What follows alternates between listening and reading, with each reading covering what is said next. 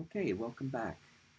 This is the video lecture for Chapter 3, Section 2, Unit Vectors and Adding Vectors by Components.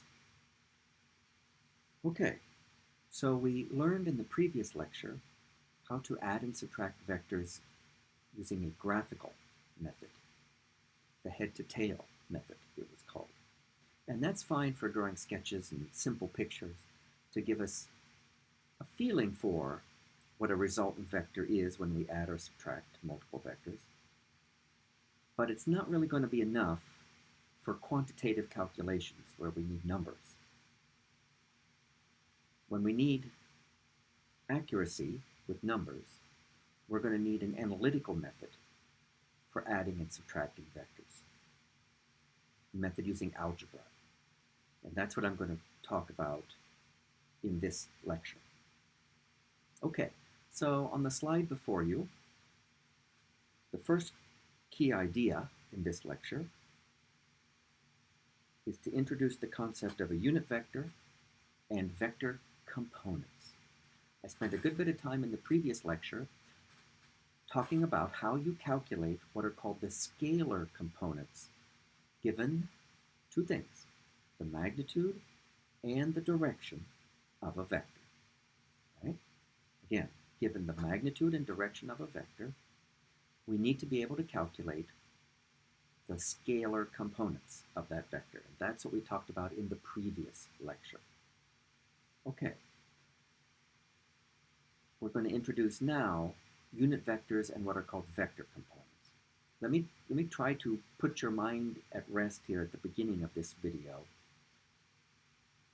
and say that the concept of a unit vector, which we're going to talk about here first, is not meant to be subtle or tricky or deep. So don't overthink it. I think a lot of students, when they're first learning about unit vectors, feel like there must be something more to it than what they're thinking, and therefore that they get all confused. It's really not meant to be terribly complicated. Let me explain. First, let's just be clear about the definition of a unit vector. First of all, it's clearly a kind of vector, but it's special vector. The key things about it are a unit vector is what's said to be a dimensionless quantity. Dimensionless boils down to no units. Okay? So there are no units associated with this special kind of vector called a unit vector. Here's the next key thing, and this is where the name comes from. The magnitude of a unit vector is equal to 1, exactly 1. By definition, its magnitude is 1. And as you may know, unity is in mathematics a word for 1.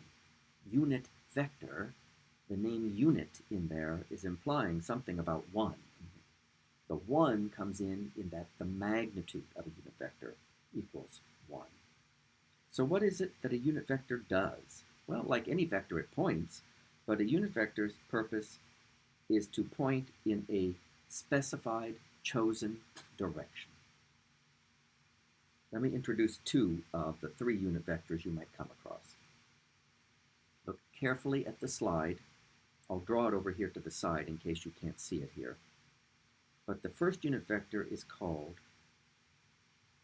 I hat. If I draw the symbol larger over here to the side, the lowercase I, without a dot on top, instead a caret, called a hat. Okay? That's the unit vector symbol, I hat. What is its job? I've drawn it in the picture down here in the XY coordinate system. It has one job only, to point in the plus x direction of your coordinate system. It's like a little signpost that points in the plus x direction. Next unit vector is pronounced, its name is pronounced J hat. I'll write it over here. J, but without it, don't put a dot on top, put a caret called a hat. J hat. And it is a unit vector that points in the positive y direction. Here it is. Okay? That's y hat. Excuse me, J hat, I beg your pardon, J hat. Okay, they're like little signposts. I hat always points in the plus x direction. J hat always points in the plus y direction. Now here's something to think about. A lot of times objects move around not in two-dimensional space, but in three-dimensional space. In that case, don't we need a third coordinate axis? We need x, we need y, and we need a third one. What's it called? And is there a unit vector for it? Maybe some of you know. Do you know? Well, the third coordinate axis is called z. And if you draw a picture like you see here on this slide, with x and y in what we call the plane of the screen, but perpendicular to each other, right, at a right angle, the third coordinate axis, z, must be perpendicular to both x and y, so the only option is for it to be perpendicular to the screen. And given plus x to the right and plus y up in the plane of the screen, plus z would be pointing directly out of the screen. And sometimes we have to deal with three dimensions. We'll be seeing that later on in the course. But you might as well get used to, or at least see for the first time, a way we'll often try to draw a full three-dimensional coordinate system. Of course, we're limited to drawing it on a two-dimensional surface, so we have to try to represent three-dimensional axis coordinate system on two-dimensional surface. So there's plus x, and there's plus y, and then you kind of draw the third one and label it z, going like so. But that's all supposed to be right angles there. And that's really supposed to imply to the reader, x is to the right, y is up in the plane of the screen, and z is coming straight out towards you. Okay? And then, given that kind of a drawing, the unit vector pointing in the z direction has a name and a symbol. It's called k hat. Okay? So the answer to this question, yes, there is a unit vector pointing in the plus z direction, and it's denoted k hat. Okay, so we have just introduced three somewhat unique, special vectors called unit vectors. They have no dimensions. They have magnitude equal to 1, and they just point in their assigned directions. I hat points in plus x, j hat points in plus y, k hat points in plus z. So that's technically all we're going to say at this point about unit vectors. Now we're going to start to use them, and we're going to introduce the concept of vector components. Okay, so here comes our next definition. What is a vector component? We learned how to calculate scalar components in the previous lecture. The vector components of a vector are what you get when you take its scalar components and multiply them by the corresponding unit vector. So if you know the scalar components, let's take a two-dimensional situation. So you know the x scalar component and the y scalar component of a vector. Multiply the x scalar component by the corresponding unit vector for the x direction, I hat, and you'll have the x vector component. Take the y scalar component and multiply that by the corresponding unit vector for the y direction, that's j hat, and you have the y vector component. So that's what I'm showing you in this kind of word equation right down here. So here we have a vector A, or if you like, you can see it over here. I've drawn it. It's got its tail at the origin. It's pointing out into the second quadrant of the coordinate system. And if we had a drawing like that, we know from the last lecture how to draw the scalar components. The scalar components are the projection of that vector onto each of the coordinate axes. So we have AX pointing to the left and AY pointing up with regular arrow tips, okay? Like that. Those would be the scalar components, AX and AY. And we would, in principle, be able to calculate the numbers for ax and ay, okay, if we know the magnitude and the direction of a. So if we know ax and ay, then we multiply ax by I hat and ay by j hat, and we get full-blown vectors. Ax times I hat, right here, is called the x vector component of A. Ay times j hat is called the y vector component of A. And now those components are full-blown vectors, hence their name, vector components. And so now look carefully at this vector drawing that I have over here with the vector A pointing into the second quadrant. Look carefully at this arrow down here, which I've labeled ax times I hat, meaning it's the x vector component of A. Notice the drawing shows the arrow with an open tip, like that. Remember, that's your book's way of denoting a vector. Okay, so ax times I hat is a vector in its own right. It's called the x vector component of A. Now look at this arrow right here. It also is drawn with an open tipped arrow. I'll draw it over here to the side. You can see it clearly like that, meaning it's a full-blown vector in its own right. It's called the y vector component of A. Okay? All right, so notice something else now. Ax and ay, I should say this, ax I hat and ay j hat, the two vector components, are drawn, look at what I've just circled, head to tail, one after the other. And then A is drawn from the tail of the first to the head of the second. That's the rule for vector addition.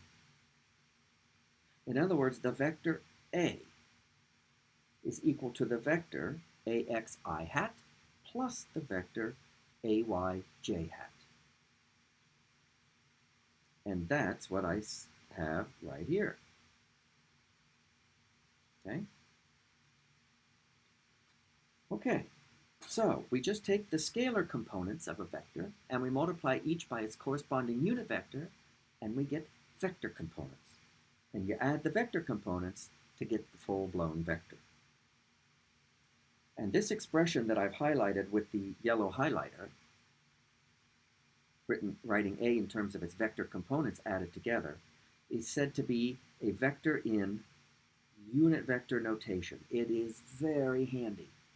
And if you are given in a homework problem a vector expressed in unit vector notation, you should be thrilled. Why? Let me give you an example. Suppose you're given in a homework problem that there's a vector capital A given by -2 meters times I hat plus 3 meters times j hat. That's a vector that's given to you in what we call unit vector notation because of the I hat and the j hat. Comparing that expression to the highlighted expression on the left, we can immediately write down what the scalar components of the vector A are, which we would just denote ax and ay. The x scalar component is whatever multiplies the I hat, in this case, -2 meters. And the y scalar component is whatever multiplies the j hat, in this case, +3 meters.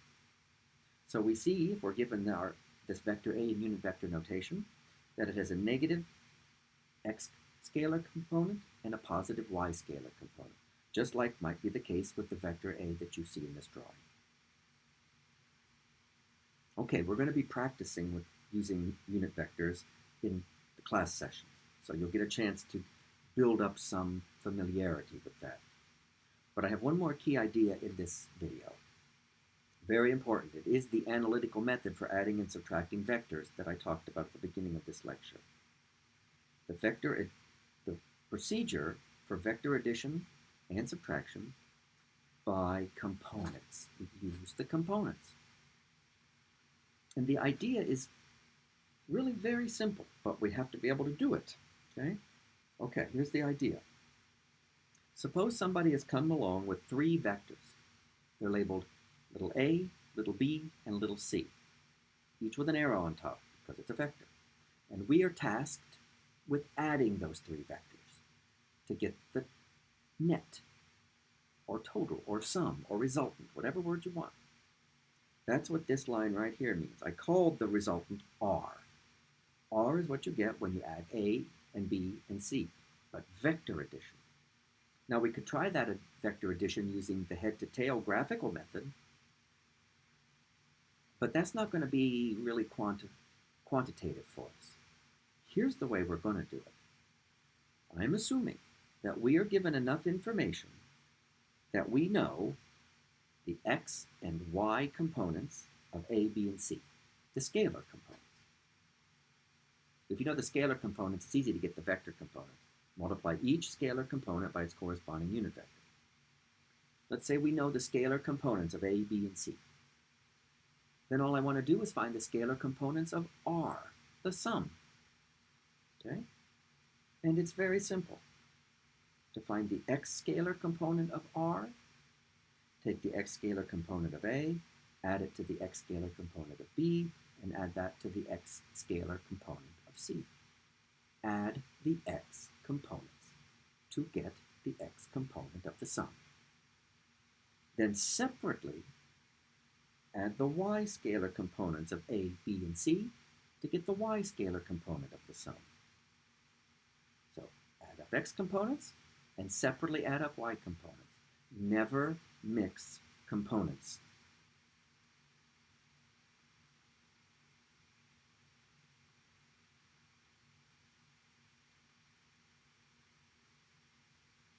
That is a fundamental violation of what we call vector algebra. Vectors don't add that way. In other words, don't ever add ax to by or ay to bx. You can only add like components. Okay.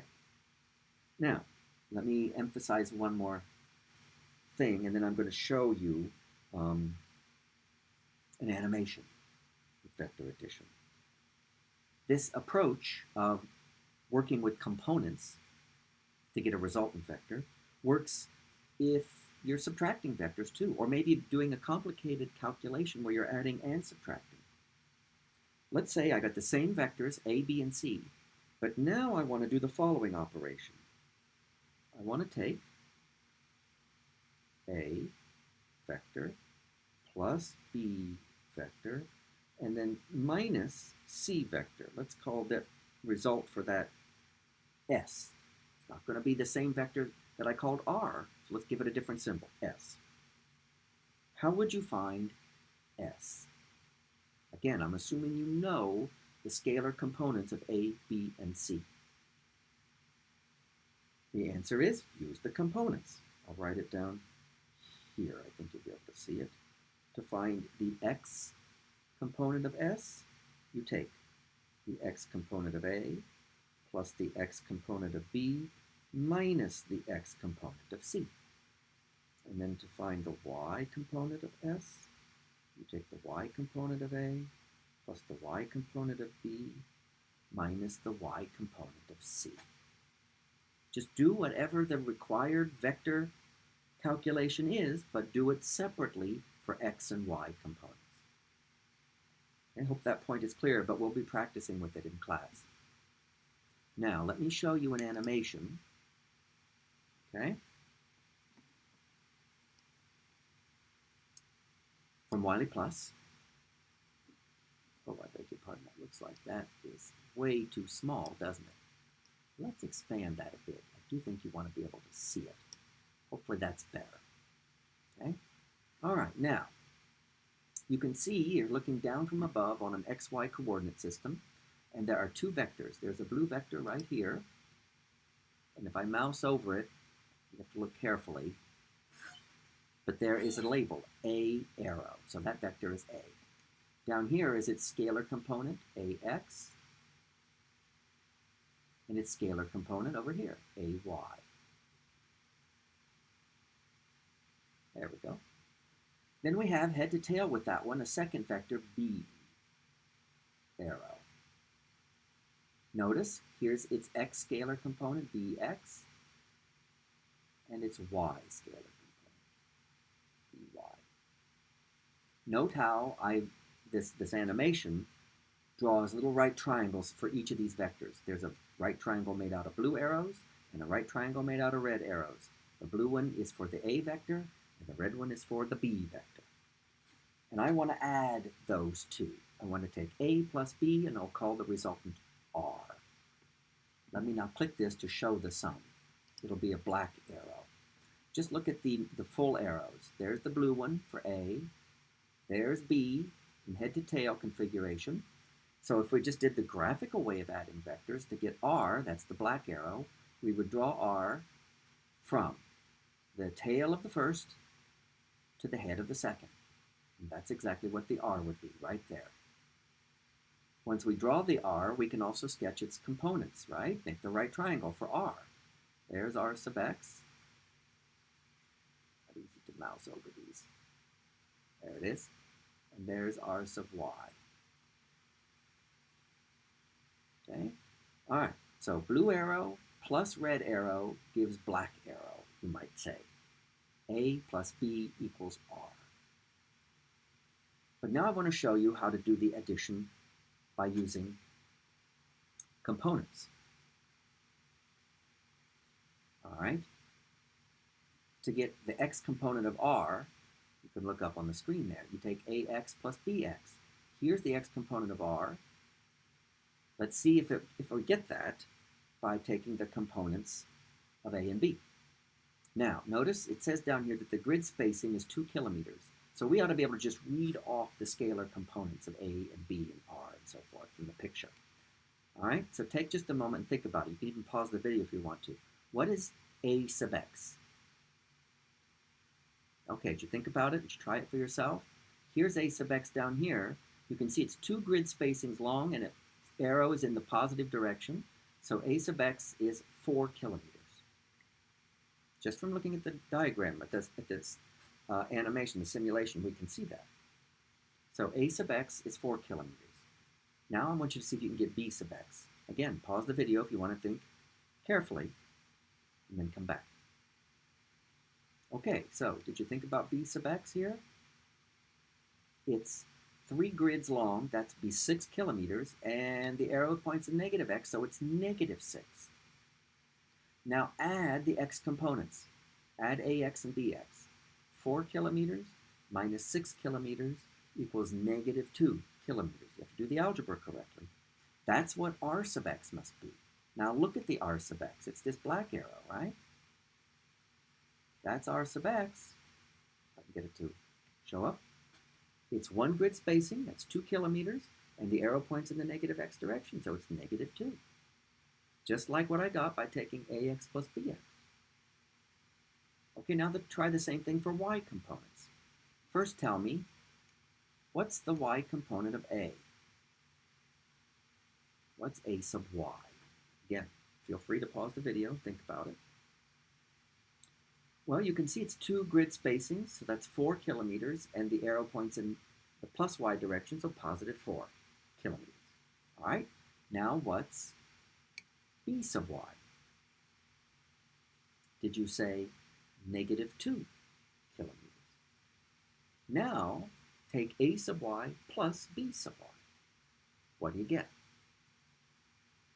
4 kilometers plus negative 2 kilometers is positive 2 kilometers. So that's AY plus BY. Now, look at the black arrow right here and tell me from that, not easy to get it to appear. Let me try to mouse it. There it is. What RY is. Did you say positive 2 kilometers? That's what that black arrow tells you. But that's exactly what we got from AY plus BY. So the simulation is trying to show you how, when you add the x components of the vectors A and B, you get the x component of R. When you add the y components of the vector A and B, you get the y components of R. Just add x components and then add y components. And this simulation lets you move these arrows around. You can put them anywhere you want, okay? Anywhere you want. And convince yourself that when you add ax to bx, you'll get rx, and when you add ay to by, you'll get ry. If you ever want to play with these simulations, you can do so easily on your own. Just go to Wiley Plus and go to Read, Study, Practice, and then there are simulations. There's a link for opening the simulations. Okay? Okay, so we will be practicing in class with the concept of unit vectors and vector addition and subtraction by components. Very important process that we'll be using a lot. But that's all now for this